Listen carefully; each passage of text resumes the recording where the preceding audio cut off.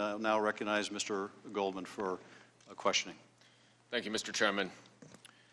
Ambassador Taylor, on the heels of you discussing the importance of the security assistance to Ukraine, I want to go to the end of the timeline where you learned that that security assistance was conditioned on Ukraine announcing the investigations that the president wanted.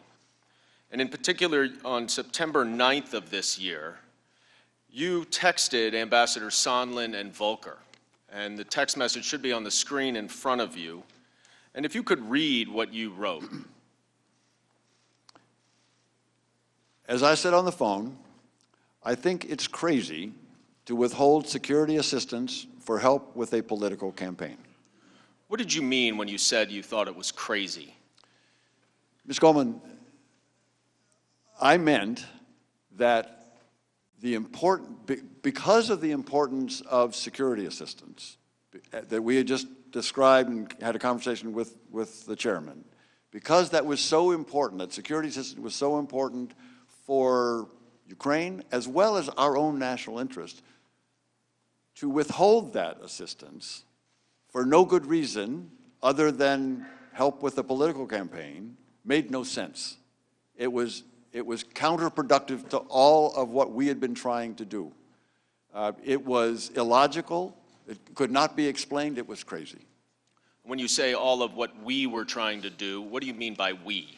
I mean that the United States was trying to support Ukraine as a frontline state against Russian attack. And again, the whole notion of a rules-based order was being threatened by the Russians in Ukraine. So our security assistance was designed to support Ukraine. That's it. It was not just the United States. It was all of our allies. When you reference help with a political campaign in this text message, what did you mean? I meant that the investigation of Burisma and the Bidens was clearly identified by Mr. Giuliani in public for months as a way to get information on the two Bidens. And that investigation, at the very least, was mentioned by President Trump in the July 25th phone call with President Zelensky. Is that right? As we now know, yes. Yes, on September 25th, that transcript was released.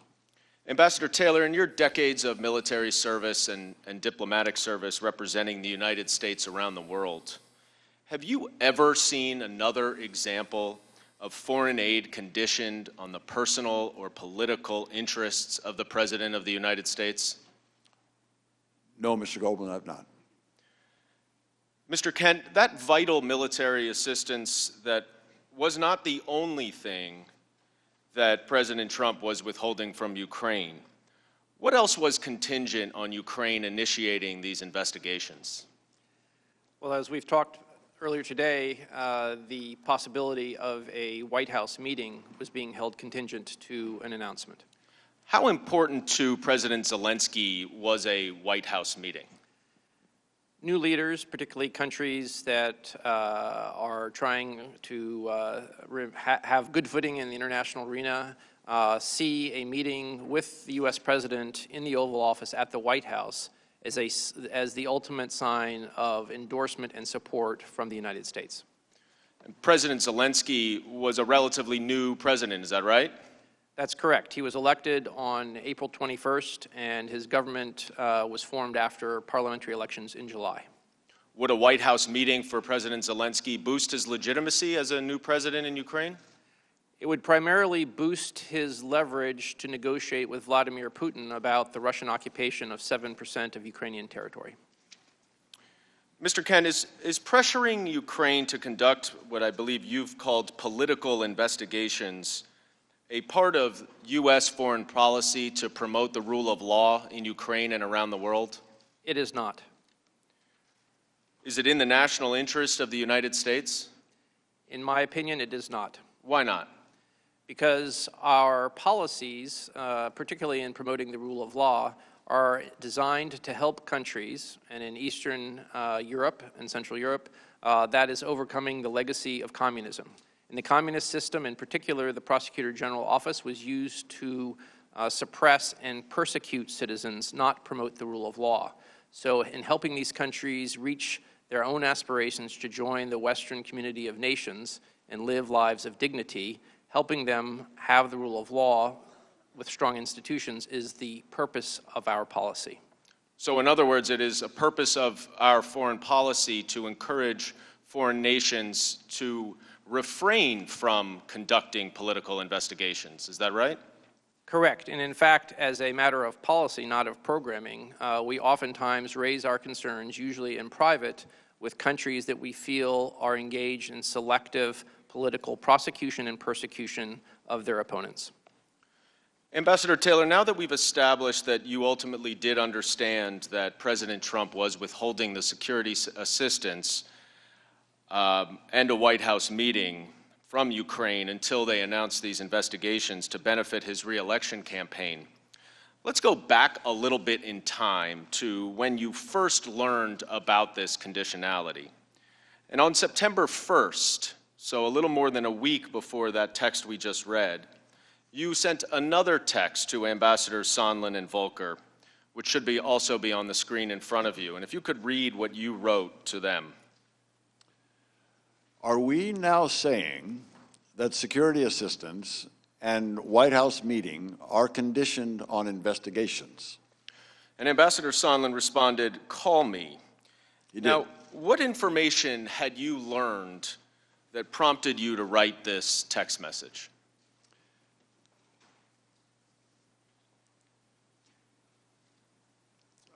I had learned that in Warsaw, after the meeting Vice President Pence had with President Zelensky,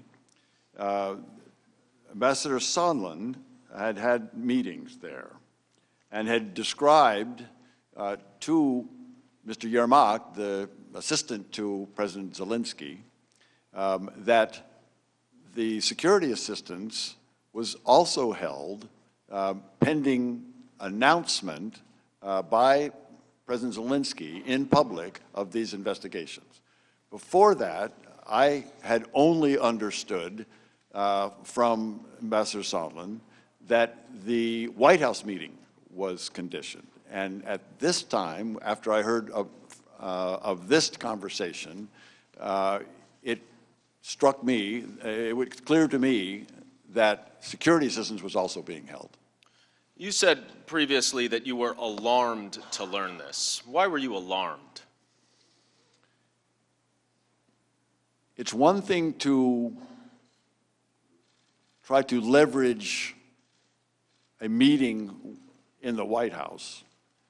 It's another thing, I thought, to leverage security assistance to a country at war, dependent on both the security assistance and the demonstration of support. It was much more alarming. The White House meeting was one thing, security assistance was much more alarming. Now, Ambassador Taylor, in your opening statement, you outlined a very detailed timeline, and in fact, we have a written copy here, and you included some phrases and words in quotations. Did you take notes of this conversation on September 1st with Ambassador Sondland? I did. And did you take notes related to most of the conversations, if not all of them, that you recited in your opening statement? All of them, Mr. Goldman. And what do those quotations that you include in your opening statement reflect? They reflect my notes on the exact words that I heard on that call. So it was, if I put those in quotes, that meant that those are the words used on that phone call or in that conversation. Did you review those notes before you drafted your opening statement and came here to testify? I did. Now, is that how, for example, you remember that Ambassador Sondland was on a train from Paris to London, during a call in July? That's correct. And you are aware, I presume, that the State Department has not provided those notes to the committee, is that right? I am aware. So we don't have the benefit of reviewing them to ask you these questions. Correct. I understand that they may be coming sooner or later. Well, we would welcome that. You also testified earlier, Ambassador Sondland, or Ambassador Taylor, that President Trump had delegated some matters overseeing Ukraine policy to Ambassador Sondland, who is a big inaugural supporter of President Trump, even though Ukraine is not in his domain of the European Union. Is that right? Several participants in the meeting in the Oval Office with President Trump, with the delegation to the inauguration of President Zelensky, told me of that conversation, and it was at that meeting, as I understand it from several participants, that President Trump asked the participants to work with Mr. Giuliani on Ukraine policy. Did you come to understand that Ambassador Sondland had a direct line of communication into President Trump? I did. And you testified, or rather in that text message, Ambassador Sondland says to call him after you wrote that. Did you in fact call him? I did. And what did he say to you? He said that I was wrong about President Trump's intent, that there was no quid pro quo. But did he say anything after that? Did he describe to you, I believe you said, I'll refresh your memory, that Thank you. he mentioned something in your opening statement. You said that he said that everything, I believe, and you had that in quotes, was actually contingent on the initiation of these investigations. What did he mean by everything? Ms. Goldman, what he meant by everything was the security assistance and the White House meeting. And I believe you also testified that he said he had made a mistake in relaying a message to the Ukrainians. What was that mistake? The mistake he told me was earlier he had told, presumably President Zelensky and Mr. Yermak, that what was necessary for the White House meeting was the pursuit of these investigations. And he said he recognized that that was a mistake. It was not just the White House meeting that was dependent on the investigations. He said it was now everything. It included the security assistance. So it was not just the White House meeting, it was also the security assistance. Yes, sir. And so even though President Trump was saying repeatedly that there is no quid pro quo, Ambassador Sondland relayed to you that the facts of the matter were that the White House meeting and the security assistance were conditioned on the announcement of these investigations. Is that your understanding? That's my understanding. Now, you reference a television interview and a desire for President Trump to put Zelensky in a public box, which you also have in quotes. Was that in your notes? It was in my notes. And what did you understand that to mean, to put Zelensky in a public box? I understood that to mean that President Trump, through Ambassador Sondland, was asking for President Zelensky to very publicly commit to these investigations, that it was not sufficient to do this in private, that this needed to be a very public statement. And did you understand why it was needed to be in public as opposed to a private confirmation? I had no further information on that. Now, during this time period in early September, did you come to understand that from your conversations with the Ukrainians or other individuals that Ukraine felt pressure to initiate these investigations because of the conditionality of the White House meeting and the security assistance? Mr. Goldman, here's what I know. I got several questions. Other officials got several questions as well from Ukrainians asking about the security assistance. So what I know is the security assistance was very important to the Ukrainians. They had begun to hear from Ambassador Sondland that the security assistance was not going to come until the investigations were pursued. What I heard from the defense minister, what the senators, what Senator Johnson and Senator Murphy heard in their conversation with President Zelensky was the clear concern, the urgent concern that Ukrainians had about the security assistance. Now, you also described a conversation that you had with Ambassador Sondland a week later on September 8th. And in that conversation, in your opening statement, you described how Ambassador Sondland used the term stalemate. What did you understand the concern about a stalemate to be?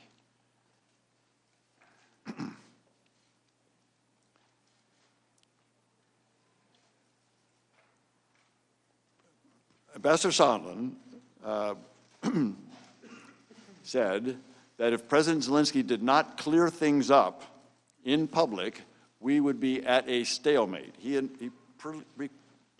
began that, again, by repeating, this is not a quid pro quo, but if President Zelensky did not clear things up in public, we would be at a stalemate. And what I understood in that meeting, the meaning of stalemate was the security assistance would not come. So even though he said the words, there were no quid pro quo, he then went on to say, but the security assistance will not come unless these investigations are done. Is that what you're saying? My understanding, that's what was meant by stalemate. You also described in your opening statement a discussion you had about President Trump being a businessman who wanted to have people pay up before signing the check. And what did you understand that to mean?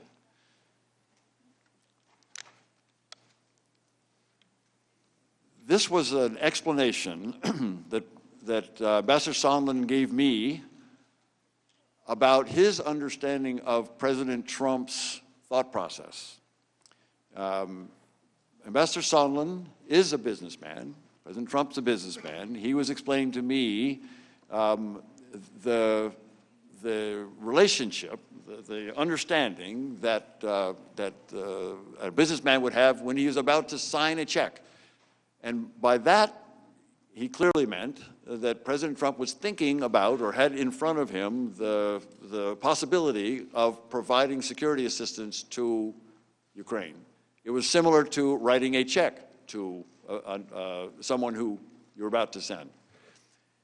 He used that analogy very clearly to indicate that this would require something. If that person owed him something before he signed the check, he wanted to get whatever he was owed paid back to him.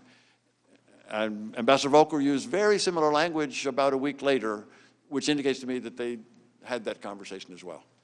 Did Ukraine owe anything to the United States? Mr. Goldman, they didn't.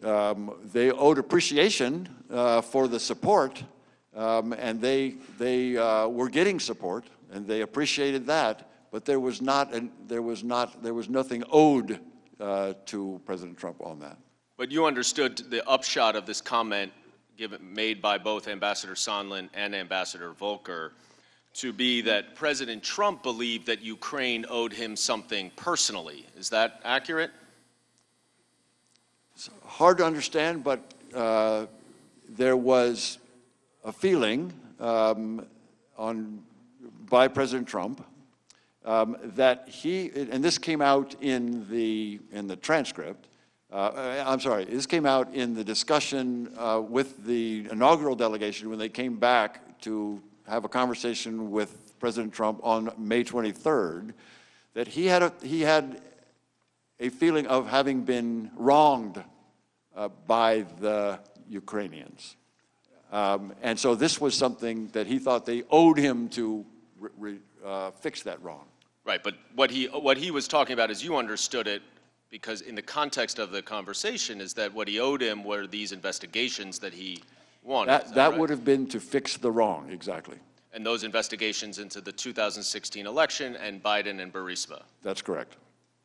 Now, during this early period in September, we've talked a little bit about the fact that you continually heard that the president was repeatedly saying that there was no quid pro quo. Is that right? That's correct. And he still says that repeatedly today. But regardless of what you call it, whether it's a quid pro quo, bribery, extortion, abuse of power of the office of the presidency, the fact of the matter, as you understood it, is that security assistance and the White House meeting were not going to be provided unless Ukraine initiated these two investigations that would benefit Donald Trump's reelection. Is that what you understood the facts to be?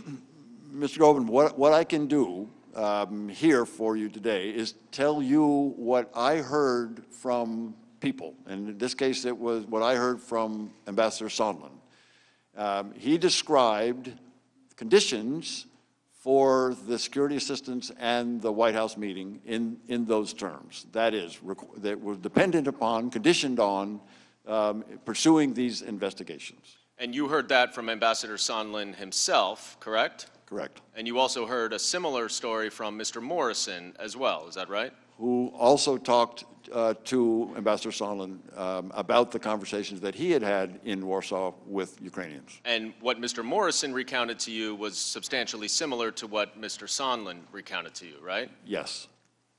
And so, regardless of what Ukrainians may say now that everything is out in the public and we're here in this public hearing, that they felt no pressure from President Trump, it was your clear understanding, was it not, that in early September, when the pressure campaign was still secret, that the Ukrainians believed that they needed to announce these public investigations?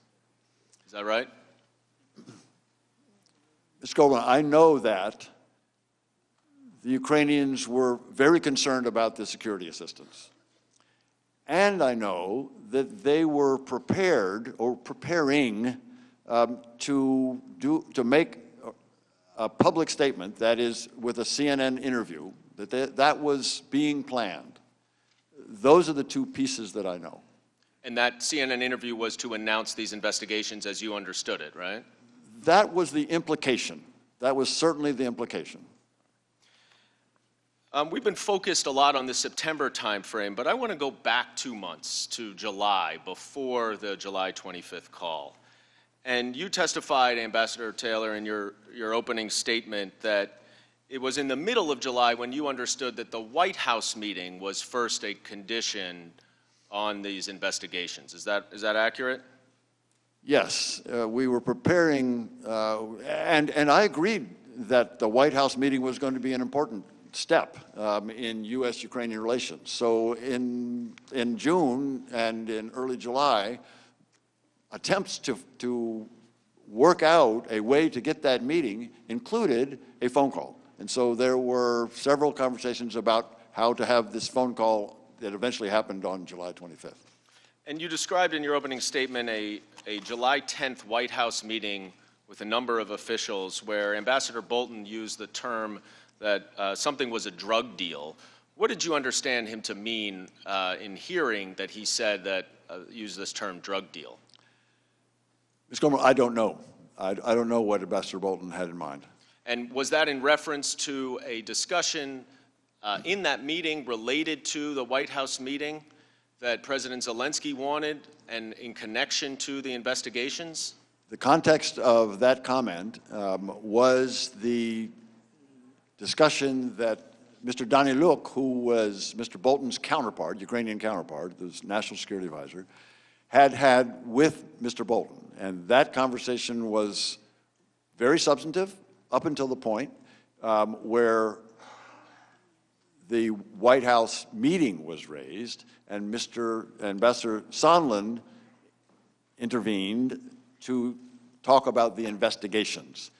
It was at that point that Ambassador Bolton ceased the meeting, closed the meeting, finished the meeting, and told his staff to report this meeting to the lawyers. And he also later then indicated to Fiona Hill, who was also a participant on NSC staff, that he, Ambassador Bolton, didn't want to be associated with this drug deal. So it was the implication was it was the domestic politics that was being cooked up. And did Ambassador Sondland say this in front of the Ukrainian officials, to your understanding? Ambassador Sondland, in the meeting where Ambassador Bolton was having a conversation with his counterpart, raised the issue of investigations being important to come before the White House meeting that had just been raised. And Ukrainian officials were there? And Ukrainian officials were in that meeting, yes, sir. Now, around this same time, in mid-July, did you have any discussions with Ukrainian officials about these investigations?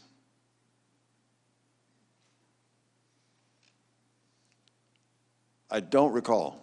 Well, let me show you a text message that you wrote on July 21st, where you wrote it again to Ambassadors Sondland and Volker. And if you could just read what you wrote here on July 21st. Gordon, one thing Kurt and I talked about yesterday was Sasha Danieluk's point that President Zelensky is sensitive about Ukraine being taken seriously, not merely as an instrument in Washington domestic re-election politics.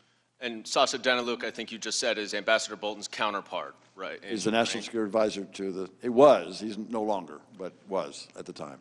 What did you understand it to mean that Zelensky had concerns about being an instrument in Washington domestic re-election politics? Mr. Danieluk understood that these investigations were pursuant to Mr. Giuliani's request to develop information, to find information about Burisma and the Bidens. This was very well known in public. Mr. Giuliani had made this point clear in several instances in the beginning, in the springtime, and Mr. Danieluk was aware that that was a problem. And would you agree that because President Zelensky is worried about this, they understood at least that there was some pressure for them to pursue these investigations? Is that fair? Mr. Danieluk indicated that President Zelensky certainly understood it, that he did not want to get involved in these type of activities. Now, I'm going to move ahead now to July 25th, which was when President Trump and President Zelensky had the phone call. But before we get to the phone call, I want to show both of you a text message, neither of you is on this text message. It is between Ambassador Volker and Andrei Yermak, a top aide to President Zelensky. I will read it because neither of you is on it. Ambassador Volker says, "Good lunch, thanks. Heard from White House. Assuming President Z convinces Trump he will investigate / get to the bottom of what happened in 2016, we will nail down date for visit to Washington. Good luck. See you tomorrow. Kurt." And this was a half hour, less than a half hour before the call actually occurred. Now, Ambassador Taylor, was Ambassador Volker with you in Ukraine at this time? He was. Did you know that he was prepping President Zelensky for this phone call with President Trump in this way? Not in this way, Mr. Goldman, but I knew that Ambassador Volker was prepping Ukrainians for the phone call earlier on. That is, at a meeting in Toronto on July 2nd, Ambassador Volker had a conversation with President Zelensky and had indicated in a phone call that he, at that time, was going to talk President Zelensky through the steps that need to be taken in order to get to the phone call. Understood. And you testified earlier that the security assistance had already been frozen, to your knowledge, at least by July 18th. Is that right? That's correct. So that was just a week earlier than this. That's correct. So just so we're clear, Ambassador Taylor, before this July 25th call, President Trump had frozen the security assistance that Ukraine needed, and that the White House meeting was conditioned on Ukraine initiating this investigation, and that had been relayed to the Ukrainians. Is that an accurate state of play at this time? That's an accurate state of play. I, at that point, had no indication that any discussion of the security assistance being subject to conditioned on investigations had taken place. Right, but you understood that the White House meeting was. That's correct. All right, let's move ahead to this July 25th call and between the presidents. Now, am I correct that neither of you were on this call? Is that right, Mr. Kent? That's correct. And correct. you were neither Correct. as well? So you both read it after it was released publicly at the end of September? Yes. Yes. I want to spend just a little time reading the transcript, as we've been encouraged to do. And I want to particularly note 4 excerpts of the transcript. One that relates to the security assistance we've been talking about. Another that discusses a favor that President Trump asked of President Zelensky. A third where President Trump asks the Ukrainian president to investigate his political opponent, former Vice President Biden. And then a final one where the Ukrainian president directly links the desired White House visit to the political investigations that President Trump wanted. So let's look at the first excerpt, which is near the beginning of the call when President Zelensky discusses the military aid that the U.S. provides to Ukraine. He says, "I would also like to thank you for your great support in the area of defense. We are ready to continue to cooperate for the next steps. Specifically, we are almost ready to buy more javelins from the United States for defense purposes." Now, at the time of this phone call, Ambassador Taylor and Mr. Kent, you both knew that the aid had been frozen. Is that right? That's Yes. correct. And Ambassador Taylor, you testified that President Trump obviously also knew that the aid had been frozen as well, since he was responsible for doing that. Is that correct? That's what I had been told. That's what we heard on that conference call, yes. But to neither of your knowledge, the Ukrainians were not aware of that at that point. Not to my knowledge. Not to my knowledge. But right after President Zelensky thanks President Trump for his great support in the area of defense, President Trump then says, and we'll go to the next excerpt, "I want you to do us a favor, though, because our country has been through a lot and Ukraine knows a lot about it. I would like you to find out what happened with this whole situation with Ukraine. They say CrowdStrike. I guess you have one of your wealthy people. The server, they say Ukraine has it." And then at the end of the paragraph, he says, "Whatever you can do, it's very important that you do it if that's possible." Now, Mr. Kent, you've testified a little bit about how important this White House meeting was to President Zelensky. How would you expect a new Ukrainian president to interpret a request for a favor from the President of the United States? I cannot interpret the mind of President Zelensky other than to say that it was very clear that what they were hoping to get out of this meeting was a date and a confirmation that he could come to Washington. Obviously, you can't put yourself in the mind, but if the Ukrainian president, for a country that's so dependent on the United States for all things, including military assistance, is requested to do a favor, how do you think the Ukrainians would interpret that?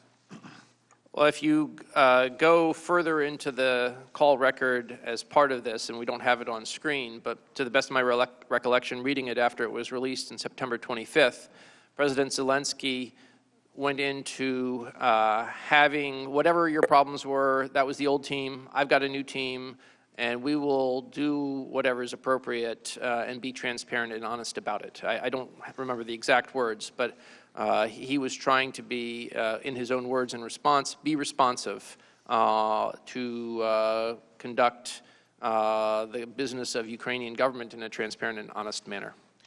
Now, when he talks about this CrowdStrike and the server, what do you understand this to be a reference to? To be honest, I had not heard of CrowdStrike until I read this transcript on September 25th. Do you now understand what it relates to? I understand it has to do with the story that there's a server with missing emails. I also understand that one of the owners of CrowdStrike is a Russian American. I'm not aware of any Ukrainian connection to the company. Now, are you aware that this is all part of a larger allegation that Ukraine interfered in the 2016 election? Yes, that is my understanding. And to your knowledge, is there any factual basis to support the allegation that Ukraine interfered in the 2016 election? To my knowledge, there is no factual basis, no. And in fact, who did interfere in the 2016 election? I think it's amply clear that Russian interference was at the heart of the interference in the 2016 election cycle. Let's move to the third excerpt that I mentioned related to Vice President Biden. And it says, the other thing, there's a lot of talk about Biden's son, this is President Trump speaking, that Biden stopped the prosecution and a lot of people want to find out about that. So whatever you can do with the Attorney General would be great. Biden went around bragging that he stopped the prosecution, so if you can look into it, it sounds horrible.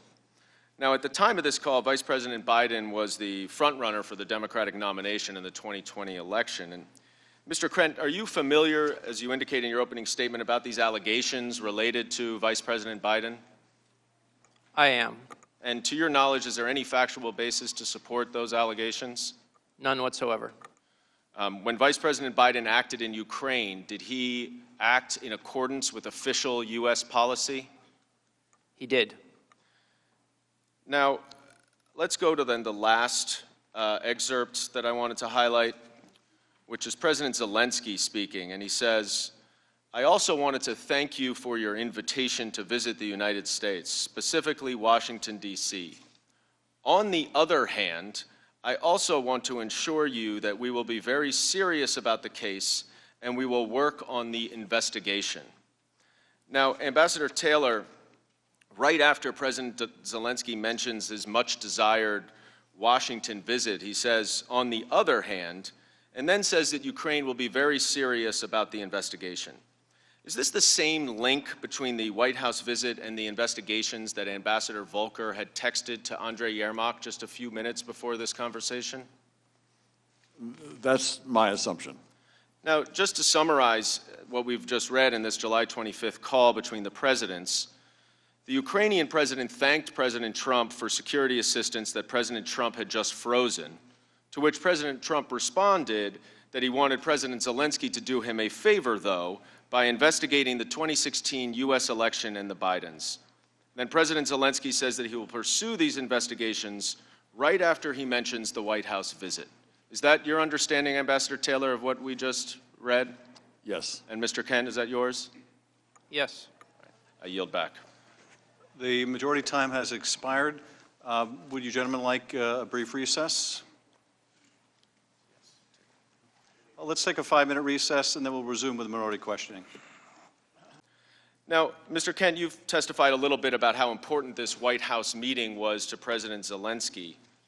How would you expect a new Ukrainian president to interpret a request for a favor from the President of the United States? I cannot interpret the mind of President Zelensky other than to say that it was very clear that what they were hoping to get out of this meeting was a date and a confirmation that he could come to Washington.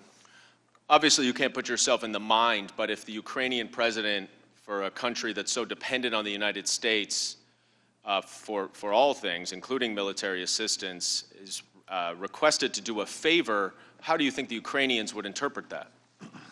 Well, if you go further into the call record as part of this, and we don't have it on screen, but to the best of my recollection, reading it after it was released on September 25th, President Zelensky went into having whatever your problems were, that was the old team, I've got a new team, and we will do whatever is appropriate and be transparent and honest about it. I don't remember the exact words, but he was trying to be, in his own words in response, be responsive to conduct the business of Ukrainian government in a transparent and honest manner. Now, when he talks about this crowd strike and the server, what do you understand this to be a reference to? To be honest, I had not heard of CrowdStrike until I read this transcript on September 25th. Do you now understand what it relates to? I understand it has to do with the story that there's a server with missing emails. I also understand that one of the owners of CrowdStrike is a Russian American. I'm not aware of any Ukrainian connection to the company. Now, are you aware that this is all part of a larger allegation that Ukraine interfered in the 2016 election? Yes, that is my understanding. And to your knowledge, is there any factual basis to support the allegation that Ukraine interfered in the 2016 election? To my knowledge, there is no factual basis, no. And in fact, who did interfere in the 2016 election? I think it's amply clear that Russian interference was at the heart of the interference in the 2016 election cycle. Let's move to the third excerpt that I mentioned related to Vice President Biden. And it says, the other thing, there's a lot of talk about Biden's son. This is President Trump speaking, that Biden stopped the prosecution, and a lot of people want to find out about that. So whatever you can do with the Attorney General would be great. Biden went around bragging that he stopped the prosecution, so if you can look into it, it sounds horrible. Now, at the time of this call, Vice President Biden was the frontrunner for the Democratic nomination in the 2020 election. And Mr. Krent, are you familiar, as you indicated in your opening statement, about these allegations related to Vice President Biden? I am. And to your knowledge, is there any factual basis to support those allegations? None whatsoever. When Vice President Biden acted in Ukraine, did he act in accordance with official U.S. policy? He did. Now, let's go to then the last excerpt that I wanted to highlight, which is President Zelensky speaking, and he says, I also wanted to thank you for your invitation to visit the United States, specifically Washington, D.C. On the other hand, I also want to assure you that we will be very serious about the case and we will work on the investigation. Now, Ambassador Taylor, right after President Zelensky mentions his much desired Washington visit, he says, on the other hand, and then says that Ukraine will be very serious about the investigation. Is this the same link between the White House visit and the investigations that Ambassador Volker had texted to Andrei Yermak just a few minutes before this conversation? That's my assumption. Now, just to summarize what we've just read in this July 25th call between the presidents, the Ukrainian president thanked President Trump for security assistance that President Trump had just frozen, to which President Trump responded that he wanted President Zelensky to do him a favor, though, by investigating the 2016 U.S. election and the Bidens. Then President Zelensky says that he will pursue these investigations right after he mentions the White House visit. Is that your understanding, Ambassador Taylor, of what we just read? Yes. And Mr. Kent, is that yours? Yes. I yield back. The majority time has expired.